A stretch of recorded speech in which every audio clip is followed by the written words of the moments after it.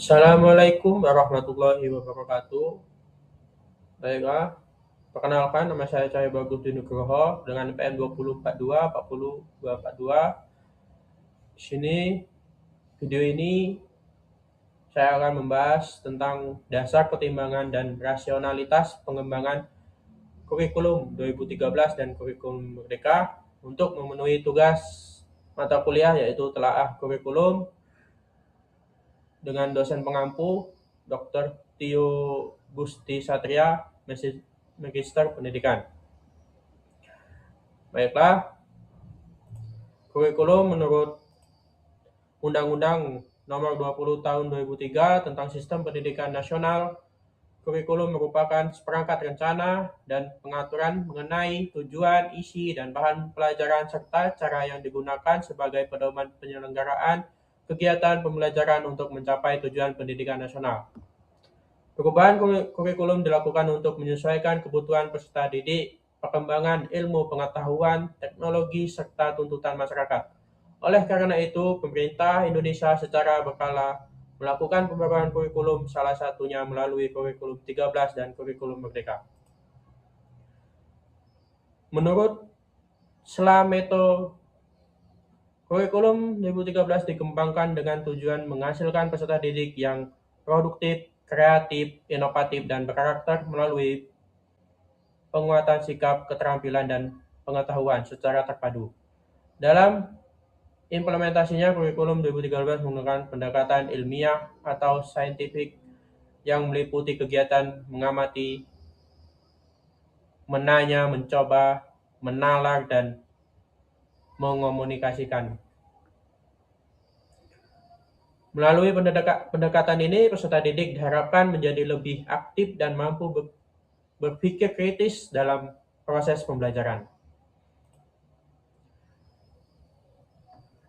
Kurikulum 2013 juga dikembangkan secara upaya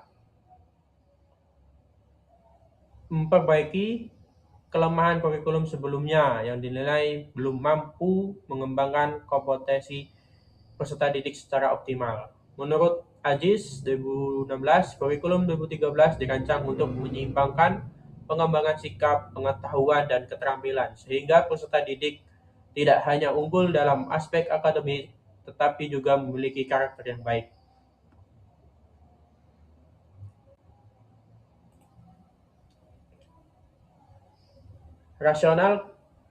Rasionalitas kurikulum 2013 yaitu untuk menghasilkan peserta didik yang produktif, kreatif, inovatif, dan memiliki karakter yang baik. Selain itu, kurikulum ini juga bertujuan mengubah pola pembelajaran yang sebelumnya berpusat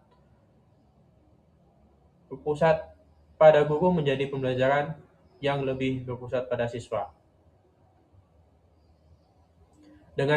Dengan demikian, peserta didik diharapkan dapat berperan aktif dalam proses pembelajaran serta mampu mengembangkan potensi yang dimilikinya.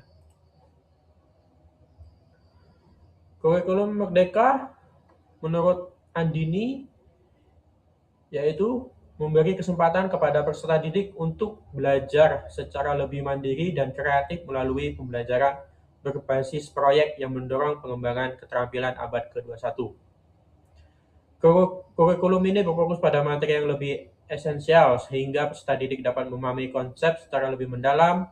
Selain itu, kurikulum Merdeka juga menekankan penguatan karakter melalui profil pelajar Pancasila, serta pembelajaran berbasis proyek yang memungkinkan peserta didik belajar secara lebih kontekstual. Dasar pertimbangan kurikulum Merdeka yaitu dilatar belakangi oleh beberapa faktor, yaitu salah satunya terjadi learning loss akibat pandemi COVID-19 yang berdampak pada proses pembelajaran di sekolah. Selain itu, kurikulum sebelumnya dianggap terlalu padat sehingga peserta didik kurang memiliki kesempatan untuk memahami materinya secara mendalam. Oleh karena itu, Kumar dirancang agar lebih fleksibel dan dapat menyesuaikan dengan kebutuhan siswa secara kondisi kondisi masing-masing sekolah.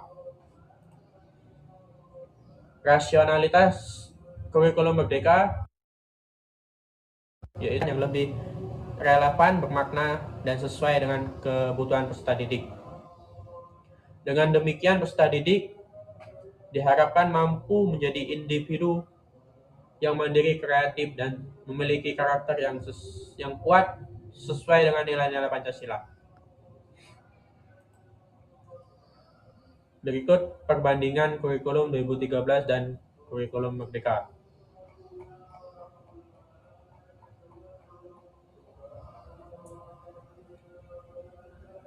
Kalau kurikulum 2023 pendekatannya melalui scientific approach, sedangkan kurikulum Merdeka menggunakan pendekatan project based learning.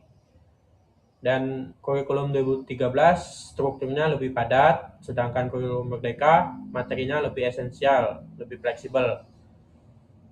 Kurikulum 13 berfokus pada kompetensi sikap, pengetahuan, keterampilan, sedangkan kurikulum Merdeka fokus pada profil pelajar Pancasila. Kalau kurikulum 2013 terbatas, kalau kurikulum Merdeka lebih fleksibel. Jadi kesimpulannya yaitu